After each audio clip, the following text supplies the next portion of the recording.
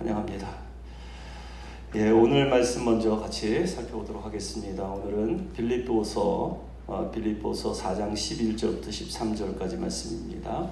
신약성서 빌립보서 4장 11절부터 13절 말씀을 저와 여러분 한 절씩 같이 합독하도록 하겠습니다.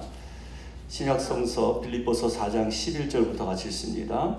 내가 궁핍함으로 말하는 것이 아니니라. 어떠한 형편에든지 나는 자족하기를 배웠노니 나는 비천에 처할 줄도 알고 풍부에 처할 줄도 알아. 모든 일 곧 배부름과 배고픔과 풍부와 궁핍에도 처할 줄 아는 일체의 비결을 배웠노라. 내게 능력 주시는 자 안에서 내가 모든 것을 할 수 있느니라. 아멘.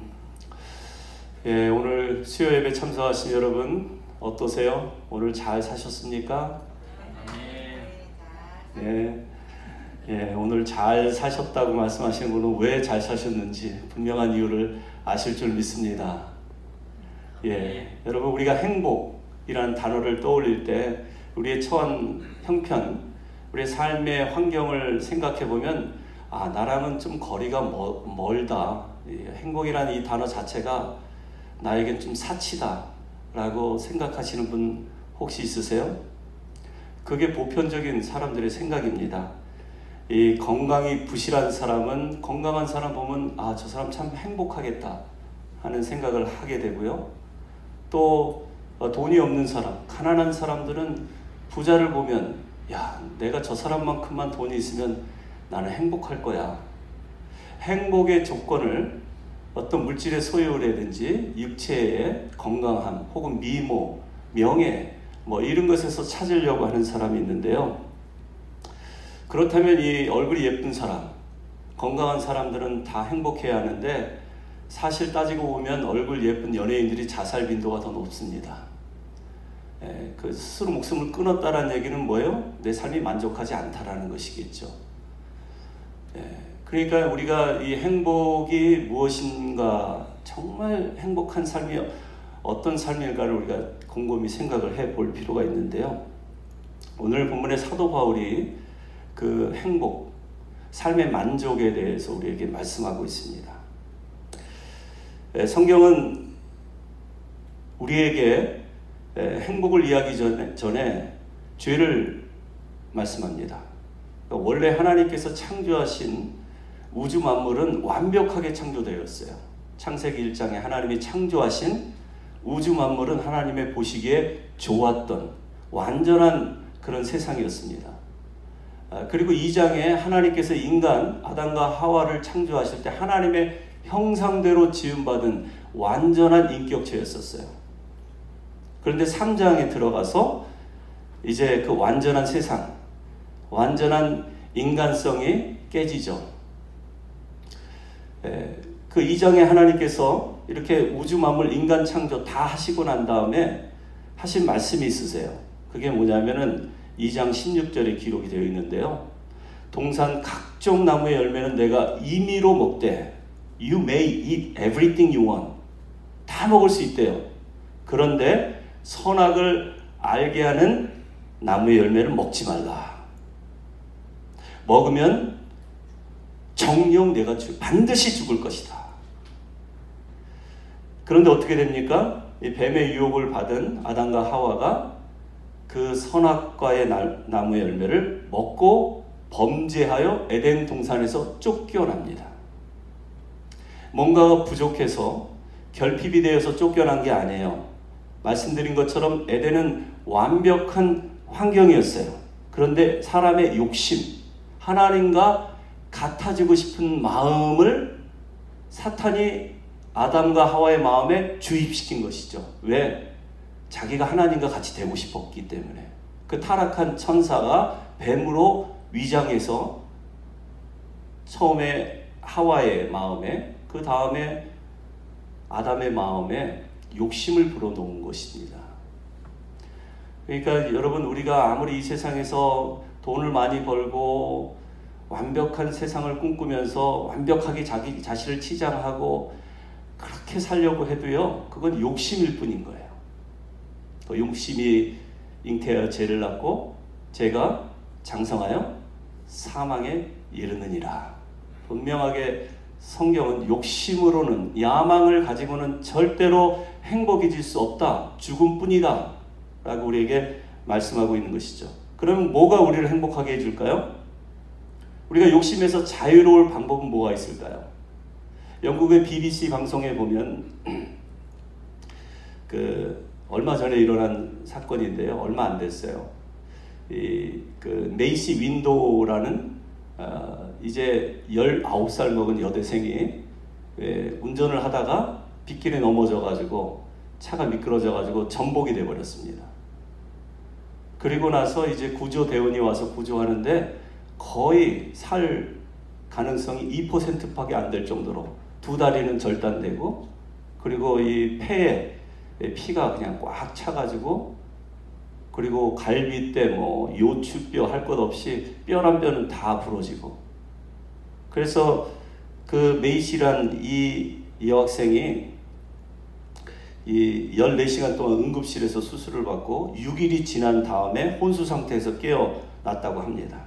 중환자실에서 7개월 동안 튜브로 음식물을 섭취했고, 또 400일 동안 병원 생활하면서 약 12번의 수술을 거쳤다고 해요. 그리고 그녀는 두 다리를 완전하게 쓸 수 없어서 평생 휠체어를 의지해야 하는 신세가 되었어요. 그런데 이제 갓 20살이 된 이 수개월 동안 병원 생활을 했던 이 메이시라는 여학생이 태어날 때 활짝 웃으면서 감사하다고, 모든 게 감사하다고, 감사를 이야기를 해요. 자기의 목숨을 살리기 위해서 수개월 동안 밤낮으로 애썼던 의료진께 감사드리고, 또 자신의 망가진 몸을 회복시키겠다고 불철주야 노력해줬던 재활병동의 치료사들, 그리고 무엇보다도 가족들의 헌신적인 그 사랑과 수고, 진심으로 감사하대요. 그리고 자기는 행복하대요. 20년밖에 안 살았지만 인생에서 가장 행복한 순간을 응급실에서 맛봤대요. 응급실에서 오렌지 주스 한 모금을 마실 때 그 시원하고 상큼한 오렌지 즙이 자기 식도를 거쳐서 위를 거쳐서 자기 온몸에 터질 때 전율을 느꼈대요. 아, 이게 행복이구나. 환희를 느꼈다고 합니다. 그리고 아, 내가 살아있구나. 살아있음에 감사했고, 그래서 지금 이렇게 살아있는 자기 모습을 보면서 너무나 행복하다, 그렇게 고백합니다. 이 영문학을 전공한 메이시는 이런 멋진 말도 남겼는데요. 삶이 당신에게 레몬을 주면 레모네이드를 만들면 된다. When life gives you lemons, make lemonade. 저는 이 말이 짧지만 굉장히 통찰력이 있는 그런 말이라고 생각을 해요. 여러분, 우리 삶이 아무리 힘들고 어려워도 행복해지는 비결이 있습니다. 주어진 삶에 만족하고 그 만족을 알면 돼요. 오늘 본문에 사도 바울은 11절에 이런 고백을 하죠. 내가 궁핍함으로 말하는 것이 아니라 어떠한 형편에도 나는 자족하기를 배웠노니. 자족을 이야기합니다.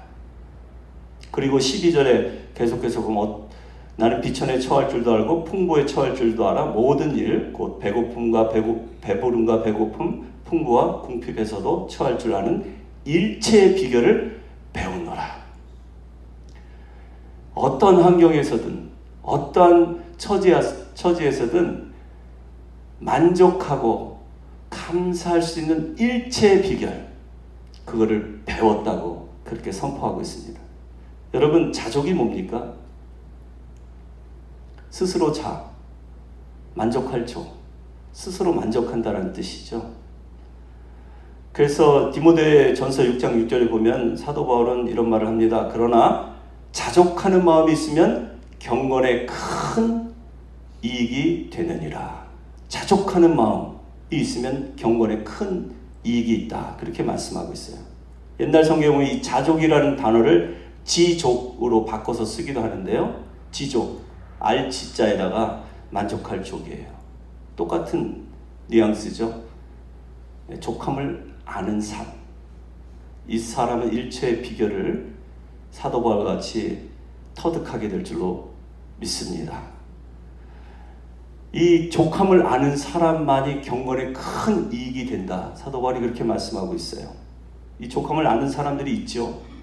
우리 주변에 보면 어떤 사람들이 자족하는 사람들입니까? 철학자들. 이 철학을 하는 사람들 보면은 그래도 삶의 자족, 나름대로의 만족을 가지고 사는 사람들이 있는 것 같아요.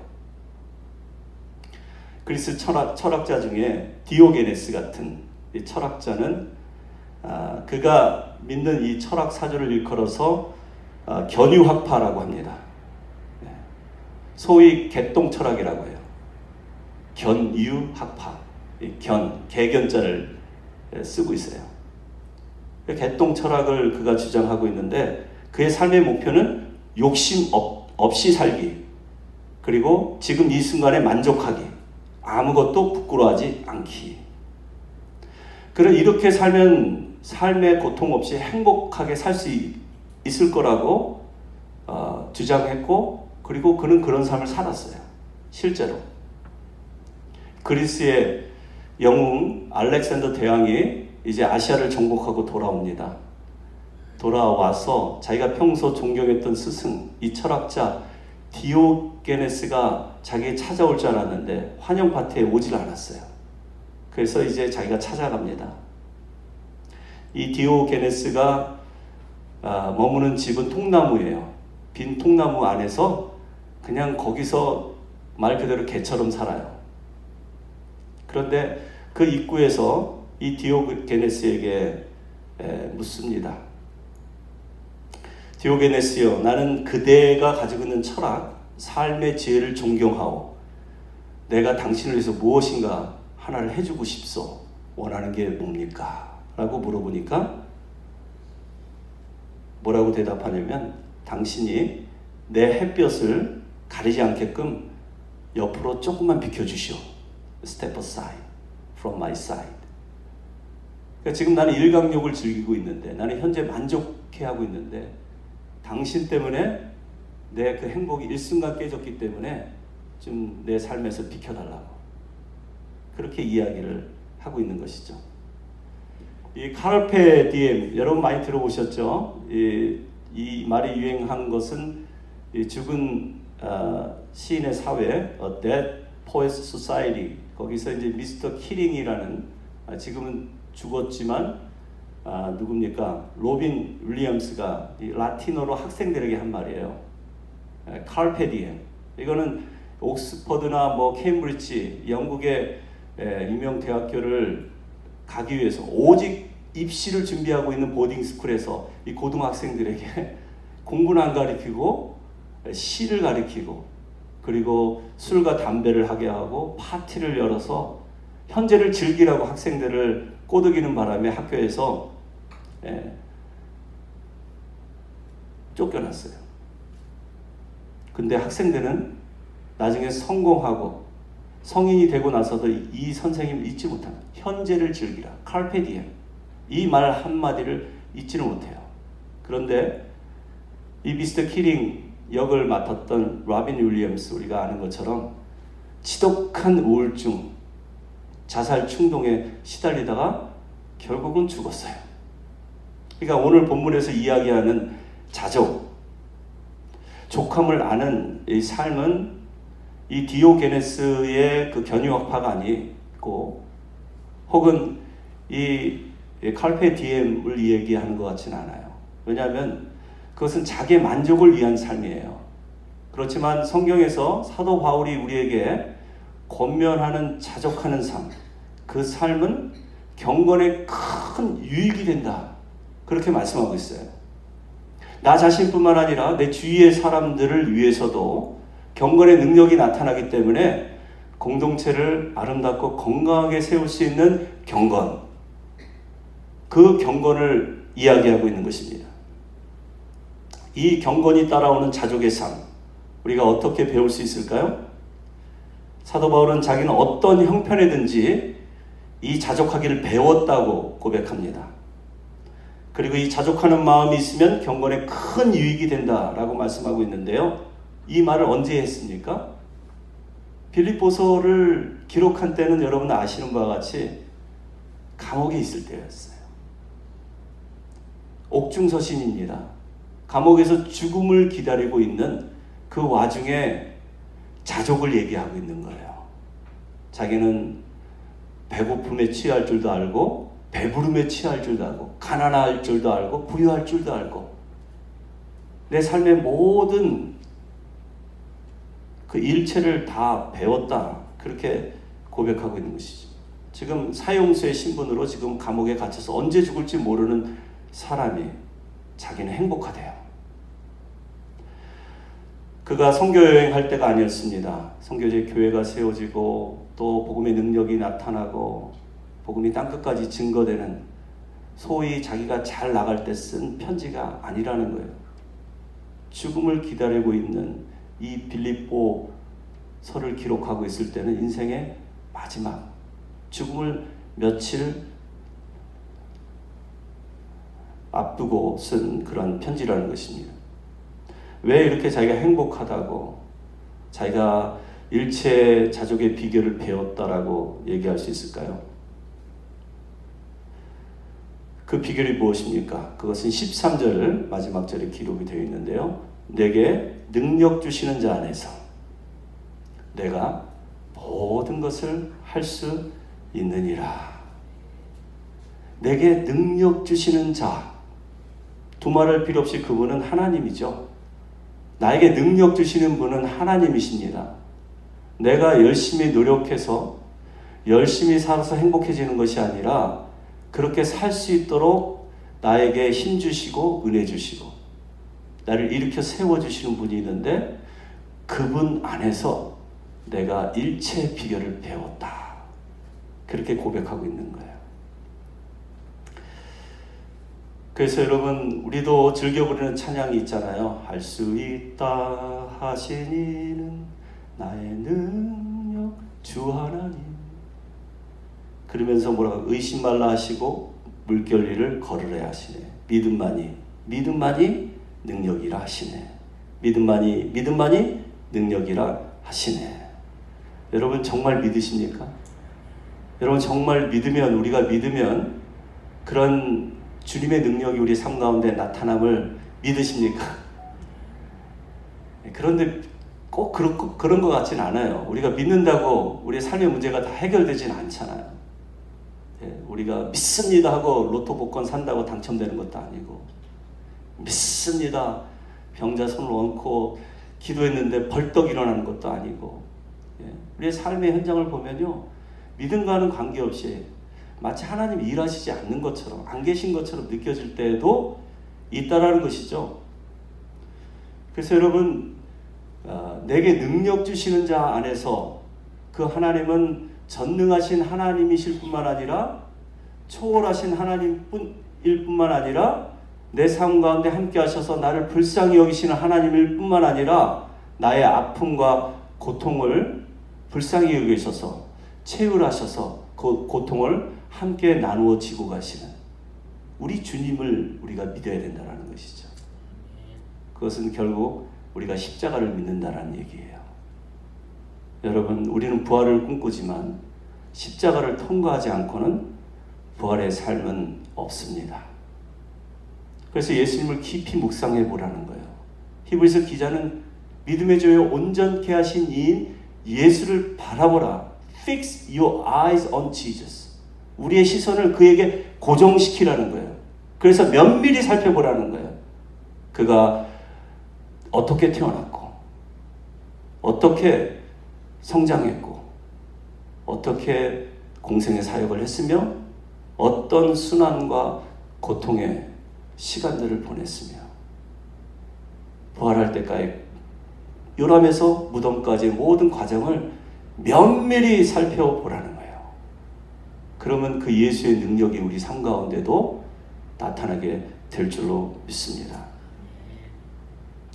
사도 바울은 불쌍한 사람이에요. 비참한 사람, 장가도 못 갔어요. 머리는 벗겨지고 키는 작은 눈에 안질이 있고, 그렇지만 주님의 부르심에 순종해서 땅끝까지 복음을 증거했던 능력의 사도 바울이 없으면 성경도 없습니다. 신약 성경의 반 이상을 사도 바울이 저술했어요. 기독교 신학을 집대성한시킨 사람이 사도 바울이에요.